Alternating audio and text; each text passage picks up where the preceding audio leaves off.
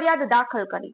રાપર તાલુકાના રામવાવ ગામમાં થયેલા દબાણ દૂર ન થતા લેન્ડ ગ્રેબિંગની ફરિયાદ દાખલ કરવા માટે પ્રાંત અધિકારી સમક્ષ દરખાસ્ત કરવામાં આવી છે। અગાઉ જ્યાં દબાણો હટાવાયા હતા ત્યાં પરિસ્થિતિ એવી જ છે। તાલુકાના રામવાવ ગામે ગૌચર જમીન ઉપર થયેલા દબાણ મામલે ગામના શિવુભા દેસરજી જાડેજા છેલ્લા કેટલાક વર્ષથી લડત ચલાવી રહ્યા છે અને તેઓ દ્વારા કરાયેલી વારંવાર રજૂઆત અને હાઈકોર્ટના હુકમના પગલે રાપર તાલુકા પંચાયત દ્વારા 2 થી 3 વખત ભુજ DILR કચેરીને માપણી માટે જાણ કરી 2 થી 3 વખત દબાણ હટાવવાની કામગીરી કરાઈ હતી, જેમાં મોટા ભાગના દબાણો જે તે વખતે દૂર થયા હતા।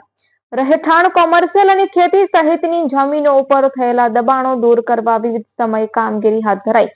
પણ કેટલાક દબાણકારો ખૂંટા ખોદવા છતાંય કર્મચારીઓ કામગીરી કરીને જતા રહે પછી ફરી ખૂંટા કાઢીને દબાણ કરવાની પ્રવૃત્તિ કરે છે, જેથી જાણ રામવાવ તલાટી દ્વારા રાપર TDOને કરવામાં આવતા તાલુકા વિકાસ અધિકારી દ્વારા ભચાઉ પ્રાંતને પત્ર લખી આવા લોકો ઉપર લેન્ડ ગ્રેબિંગની ફરિયાદ દાખલ કરી કડક કાર્યવાહી કરવામાં આવે તેવી લેખિત રજૂઆત કરવામાં આવતા દબાણકારોમાં ચકચાર મચી ગઈ છે। રિપોર્ટ બાય ગન્ની કુંભાર, ભચાઉ। ગૌચર જમીનના જે પથ્થર ઉખડી ગયા એ વિશે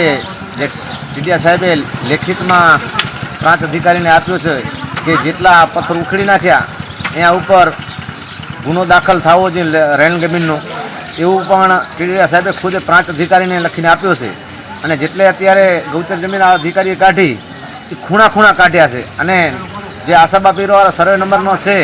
એ અધિકારીઓ એવું કહે છે ત્યારે કે 10 તારીખના કાઢશું, એની અંદર વાડીની અંદર બોર, મકાન કે ટાંકો કોઈ બી વસ્તુ હોય એ બસ્ટ કરવાની છે અને આ એમાં કાંઈ ભૂલ આવશે તો હું જે ફેર માપણી કરીશ એના અધિકારી જવાબદાર હશે, એમાં ગામ લોકો નહીં, કેમ કે અધિકારીનો જે ભ્રષ્ટાચાર દેખાય છે એક ટીડીયા સાહેબે લેખિત આપી દીધું છે। હવે